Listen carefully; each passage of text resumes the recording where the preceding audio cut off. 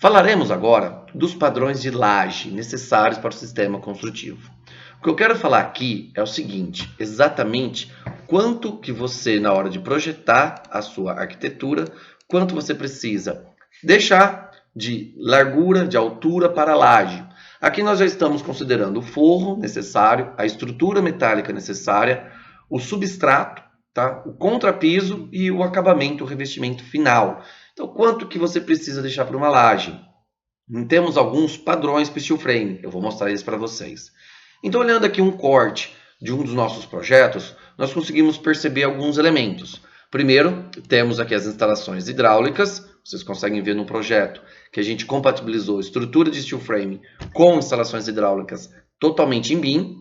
Temos aqui no pavimento superior, olhando de cima para baixo, vamos contando os elementos de cima para baixo. Temos então o revestimento cerâmico, o acabamento final cerâmico. Temos o contrapiso nivelante, o substrato, que pode ser um pisual, pode ser um OSB. Em verde temos a estrutura, nesse caso nós desenhamos uma estrutura treliçada. Essa estrutura aqui, ela normalmente tem uma medida variável, quem vai definir isso é o projetista de estrutura, mas eu vou dar algumas dicas para vocês de alguns padrões muito comuns para o sistema construtivo. E temos finalmente o forro de gesso acartonado.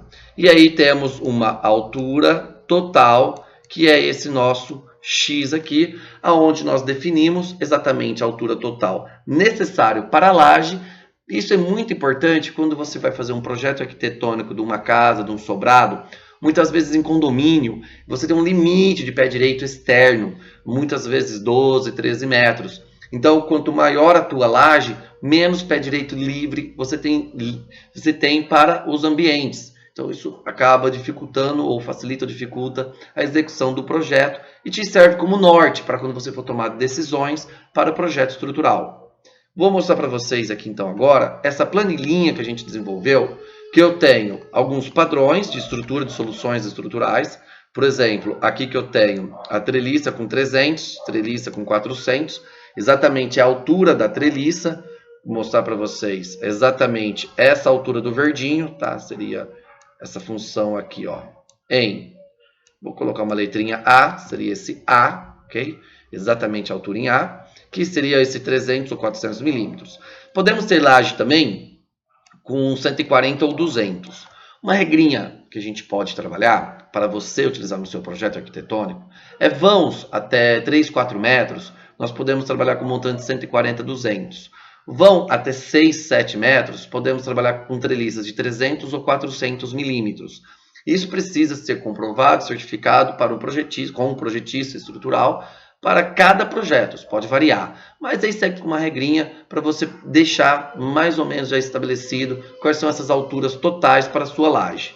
Temos aqui também o substrato, qual que é o material a ser aplicado no substrato, naquele corte nosso, a espessura de cada substrato, a espessura média do contrapiso a ser aplicado nessa laje, o revestimento, né, argamassa e revestimento, a necessidade aqui de forro, quanto que a gente consegue fazer o forro, e o tamanho total da laje, o quanto que é essa medida aqui que temos, esse X, quanto que é esse X para a laje, para os seus projetos de arquitetura, e você deixar essa medida ali já especificada, já está pensando nela, quando você for desenvolver o seu projeto de arquitetura.